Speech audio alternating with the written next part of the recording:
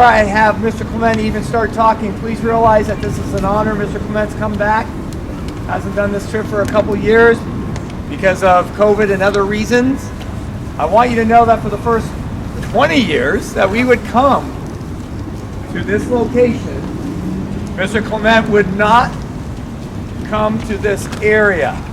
This is very personal for him. All right, he's going to explain why. All right, so this is just, he could not come to this area and walk around. He would stay different. He is now going to stay and talk to you, which is quite an honor that he's going to stay and talk to you about this wall and what it means to him. All right, now the history, and we're not going to talk much about the history of the wall, but when they did the wall, they had a contest. The design, as you can see, was a very simple design. A lot of people were not happy with it. A lot of criticism. It ended up being the right design. All the names on the wall that were lost at the Vietnam War, plain and simple, and a place where people could honor it. I'm going to let Mr. Clement take it away. Please be respectful with your eyes. The way you're respectful is eye contact, not with your friend. Talk about the three parts. The wall itself was built when I first came here, 1967. Obviously, the wall didn't exist. We were still at the height of the Vietnam War.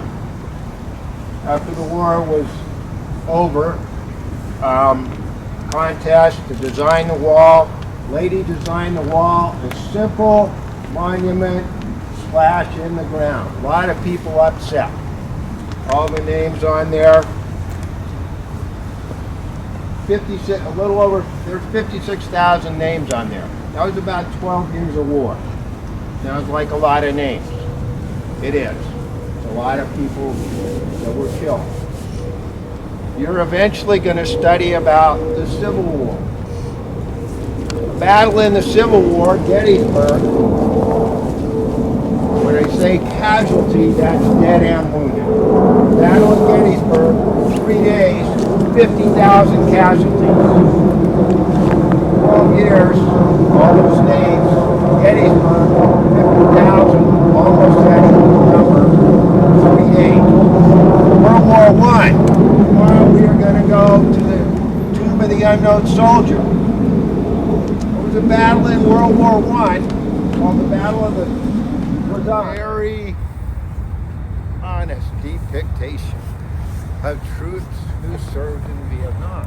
Now, not all troops, because they're grunts, they're infantry.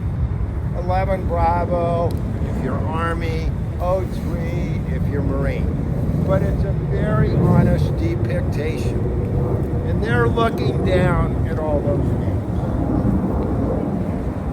Then, women served in Vietnam, and you'll eventually see a statue down there. Some women, so no one could come up and say, oh my God, that looks like my brother or my father or something. For you, this is your grandparents' war. Whether they fought in it or their age, but that's about the age of your grandparents. For me, that's my high school war. Kids I went to high school, their names are on that wall. Men I commanded, their names are on that wall. I have a friend of mine, he is the only surviving member of his high school 2-mile relay team. He could not come to this wall for ages. You look down there now and you see the flags that are put in the wall.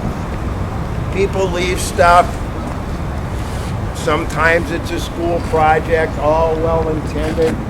For me though, the things that are left that are important would be a can of peaches. Sounds dumb, but we love peaches and the sea rations that we got. That was the food we ate. A can of peaches, a little can of peanut butter, some little memento. All that stuff that gets left is actually stored. It's safe. But when I walk along there, as I said, kids I went to high school with, one of my friends from high school, 2 days before he was to come home, got killed. 2 days. He was riding in a helicopter, bringing him back to base to rotate home, D-row, come back to the world. Didn't make it. Men that I commanded, as I said, their names are on that wall. This is a personal, and what makes it personal is the name. You know someone, okay? So that's, for me, Vietnam. That statue.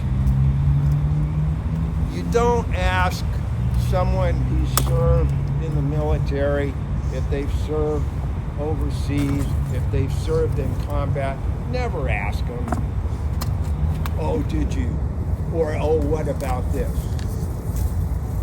Just ask them. You know, you can ask them. There's lots of funny stuff. I mean, I can remember one time, aside, Mr. Cox has never heard, we were in a bunker, and this snake crawls along the edge of the bunker, and my corpsman, Doc Jody, he gets out a knife and he's poking at the snake because it's between two little beams. Maybe we ought to do something. I get my 45 out and look in there, we shoot the snake and pull it out. Big long snake, about 6 feet long. Okay, it's got this white diamond in the back of its head. We go, oh. Then the muscles start relaxing. This hood comes out like this. You go, shit. We had a cobra crawling around about 2 or 3 feet from us.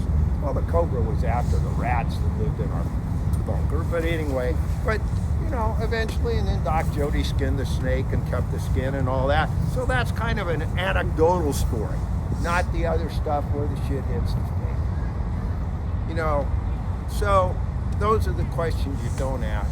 But listen sometime, if you've got a veteran. Some of you might have a father who served in Iraq or Afghanistan. You know, just listen. So again, the way this is going to work, I'm going to turn it back to Mr. Cox. He'll tell you how you're going to rotate.